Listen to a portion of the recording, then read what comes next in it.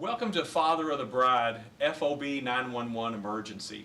I'm Tom Fobb, class of 2010, and I appreciate all your calls and emails regarding what we had shared last time. Strategies to save you, Father of the Bride, from going bankrupt and having a lot of stress in dealing with what should be a happy, joyous occasion, the wedding of your daughter.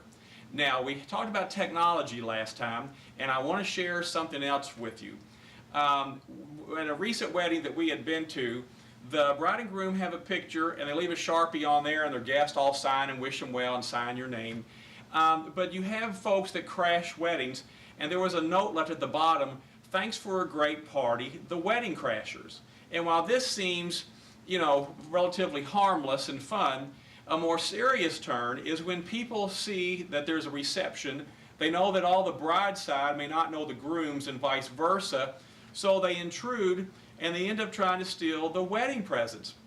Recently on the news, there was a couple that went in and stole the bird cage, the basket that held the wedding cards, the gift cards, cash, checks, and got away with $4,000 to $5,000. So here's an idea to help you fathers of the bride to cope with that. Once again, we're going to take some common household items. We're going to build a burglar alarm. Here's what we're going to need. First, take a clothespin and some paper clips and either electrical tape or duct tape, which every guy has, and be sure to cover the paper clips well inside.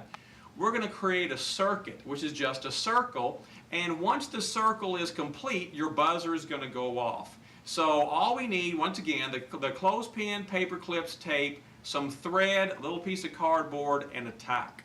Now, Radio Shack has a whole variety of buzzers. They also have 9-volt batteries, and the battery caps, notice one wire is red and one is black.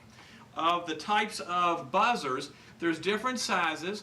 They are programmable. You can put your voice in it.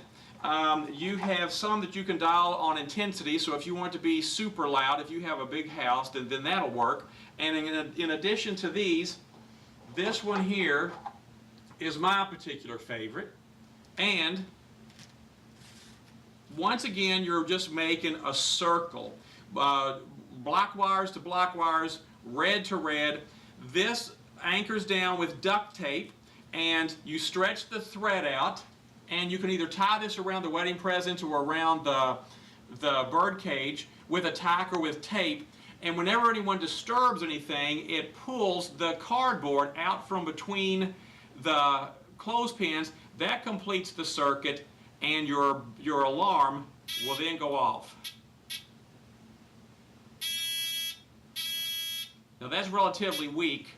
Let me put this back in here. But there's a variety of buzzers and options for you. Now, once you make this buzzer, and I have the instructions at fob911.com. If you need them, I can send them to you. Then take some common household items such as milk cartons, juice cartons. You can use different sizes. I've placed an X on the underside. You would just cut the slit right there. Then that will enable this to sit on top of this carton. Now, you can use various sizes. What I prefer is 2 of the milk cartons. And as you see, on this one, I have cut a double door open. You can cut open a drawbridge that folds down, one that folds up, one left or one right. But you'll take your buzzer alarm and you'll install it in the head up here and tape it down again with duct tape, man's best friend. Then the thread gets attached to the tongue, and once again it's anchored across the wedding presents or the bird cage. Anyone disturbs the presents, they walk across there, their foot hits it, their reach hits it, it knocks it, jerks the string, it pulls the cardboard out from between the paper clips, and the alarm goes off. Now, they may panic and grab the bird cage and still run. They still have $5,000 worth of checks and money. So here's what you do. Get your favorite car. My first car was a Mustang, and in this case, you tape the robot on, so this way you can give pursuit. No one's going to outrun these little jobs, and as you can see, these things are programmable. You can chase them down, and there's an added benefit. A lot of times we guys get a bad rap for not being very sensitive to the wives. Well, around the wedding, there's a lot of stress, there can be a lot of anxiety, and this is a chance for you to do something nice for your wife. Just like in the tango, take a rose and put in the robot's mouth.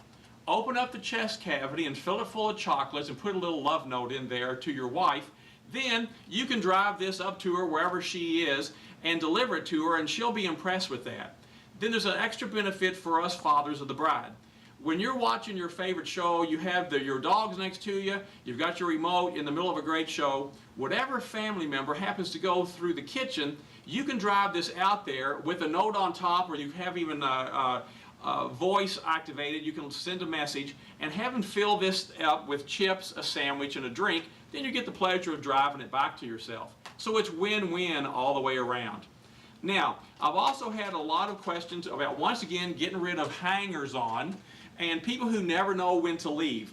And once again, you just take some pocket lint and a paper clip and a Hershey bar, and there's the alarm again. There's another FOB that needs my attention.